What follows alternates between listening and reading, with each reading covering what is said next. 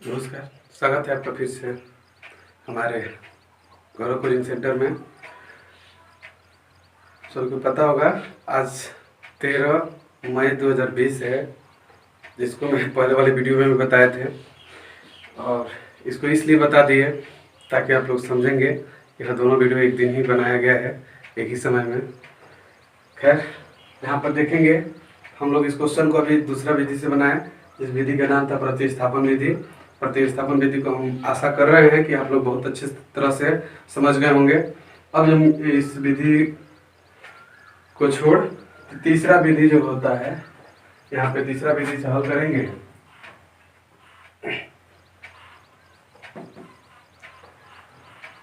तीसरा विधि, इस विधि का नाम होगा तुलनात्मक विधि।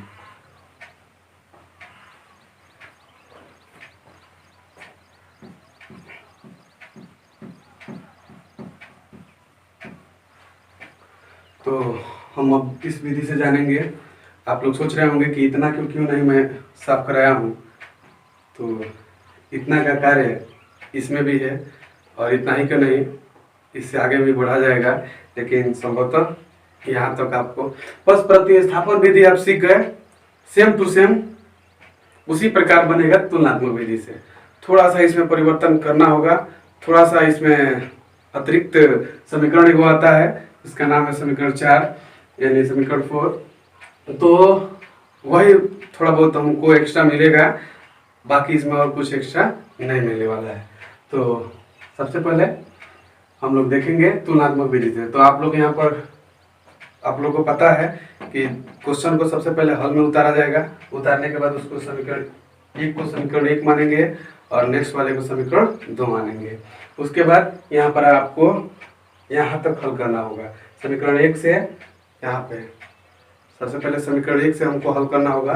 तो समीकरण 1 को लेंगे, लेकर के x का मान निकाले तो हम समीकरण 3 तक पहुँचे। x का मान निकालते हुए समीकरण 3 तक पहुँचे। ठीक उसके बाद से अब यहाँ पर समीकरण 2 से चलना होगा। जिस प्रकार समीकरण 1 से चलकर यहाँ तक आए हैं, ठीक उसी प्रकार इसमें बहुत मतलब कुछ ज़्यादा नहीं करना है। बस जिस प्रकार समीकरण 1 से आप समीकरण 3 तक आए हैं, उसी प्रकार समीकरण 2 से हमें 4 तक चलना है। तो समीकरण सबसे पहले 2 लिखेंगे। समीकरण क्या है, तो यहाँ पर देखेंगे 3x + 2y = 8 है, यही है। अब इसमें प्लस है यहाँ पे, तो y का मान निकालना शुरू नहीं कर देंगे।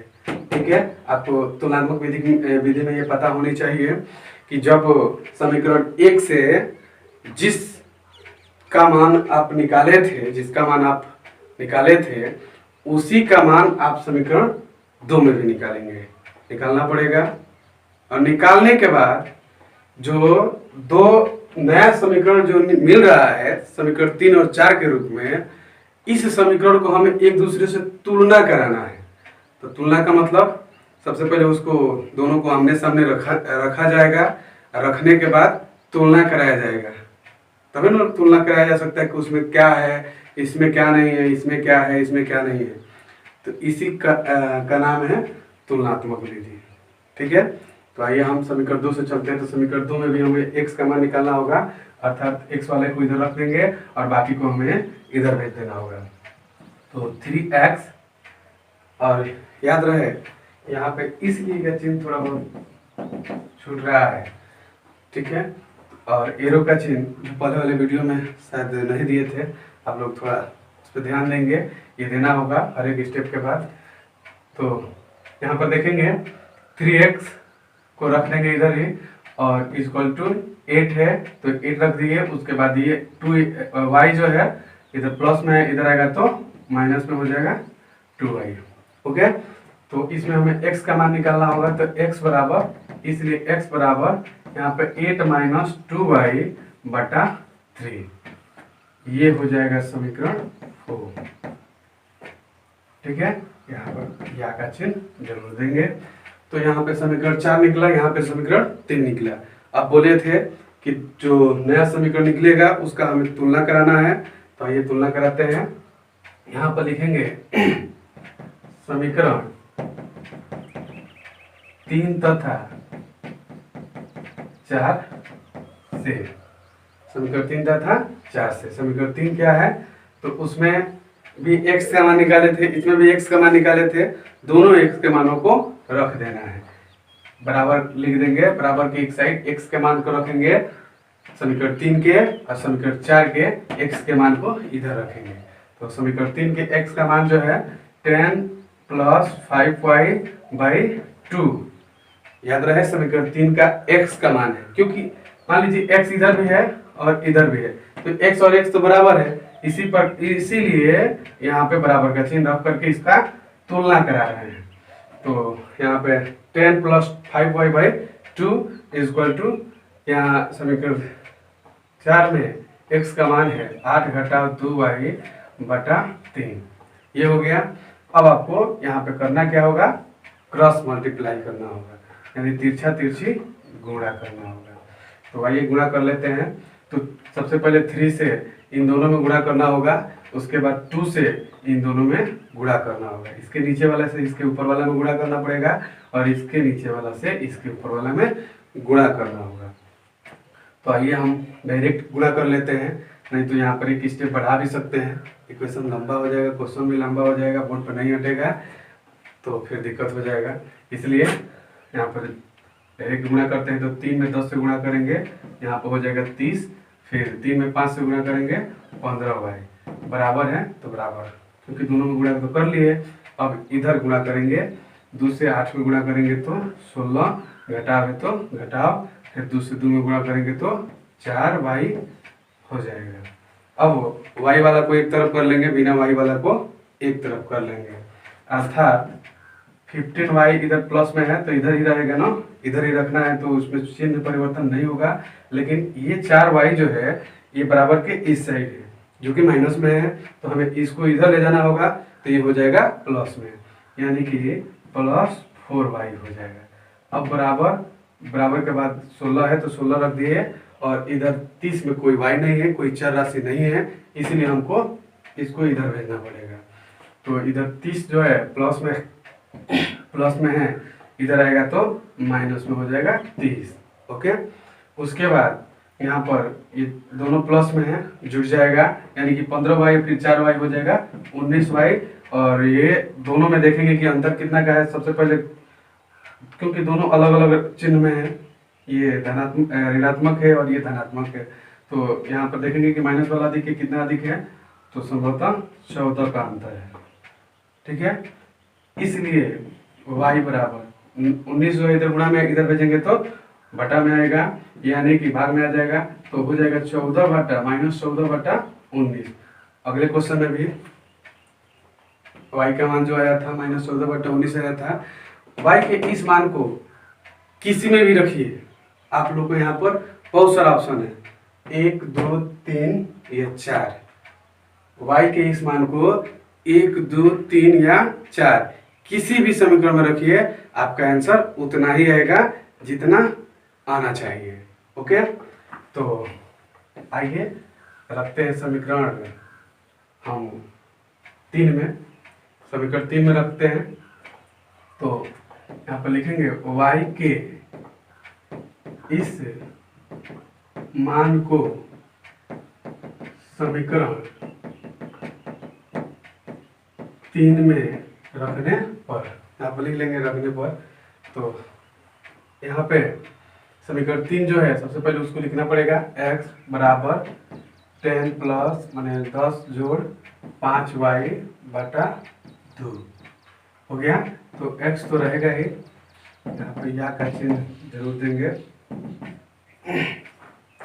तो x तो रहेगा ही, 10 भी रहेगा, प्लस भी रहेगा, 5 भी रहेगा, लेकिन यहाँ पर बचेगा इंटू, इसलिए क्योंकि 5 और y के बीच में इंटू है और y का मान हमको रखना होगा। y का मान कितना है तो -14/19 और बटा में नीचे 2 है। अब देखिए यहाँ पे फ्रैक्शन मल्टीप्लाई आ गया, यानी कि इसके बटा में कुछ नहीं है तो बटा में 1 डाल देंगे आसानी के लिए। अब यहाँ पे x बराबर 10 तो रहेगा ही, ये प्लस में और ये माइनस में, प्लस में माइनस और माइनस, और 14 में 5 से गुणा करेंगे, 14 में 5 से गुणा मल्टीप्लाई करेंगे तो हो जाएगा 70 और नीचे 19।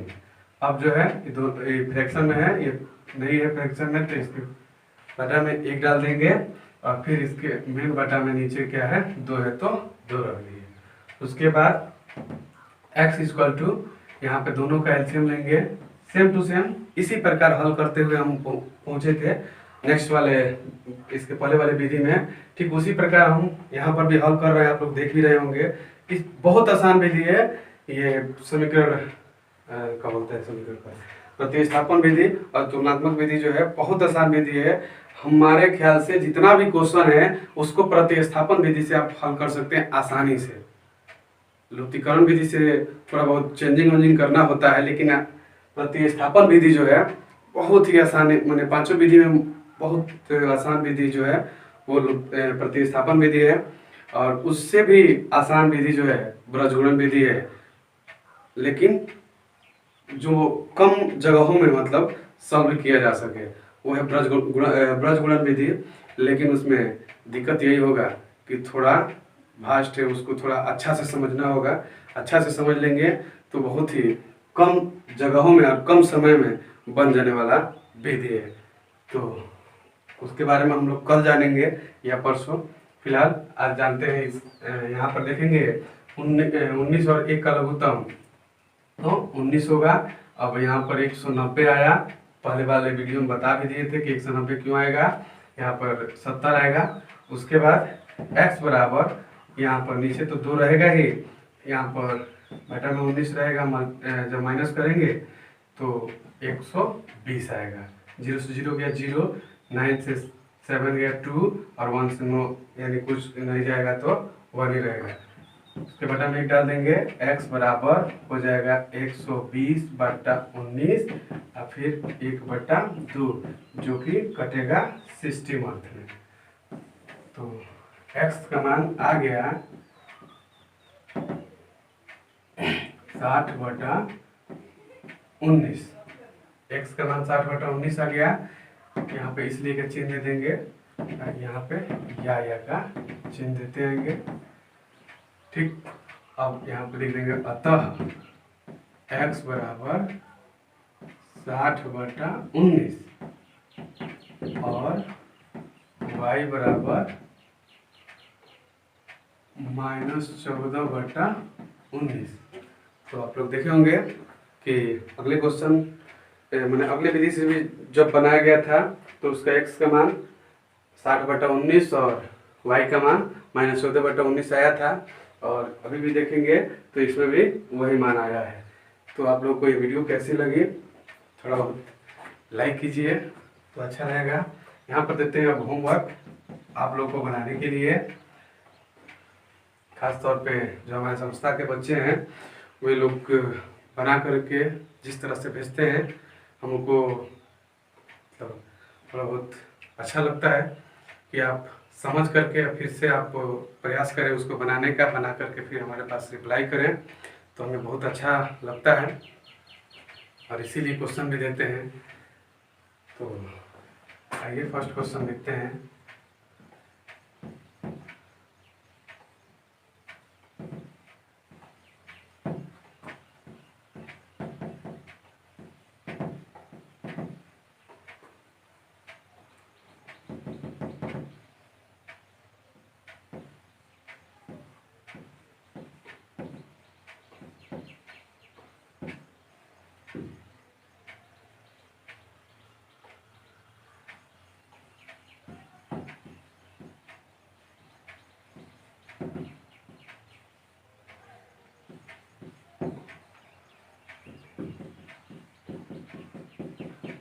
मात्र 2 क्वेश्चन है, बोल करके बता दे रहे हैं क्योंकि बोर्ड थोड़ा सा चमकता है तो शायद आप लोग को दिखाई ना दे। यहाँ पर 3x minus Y only Y है।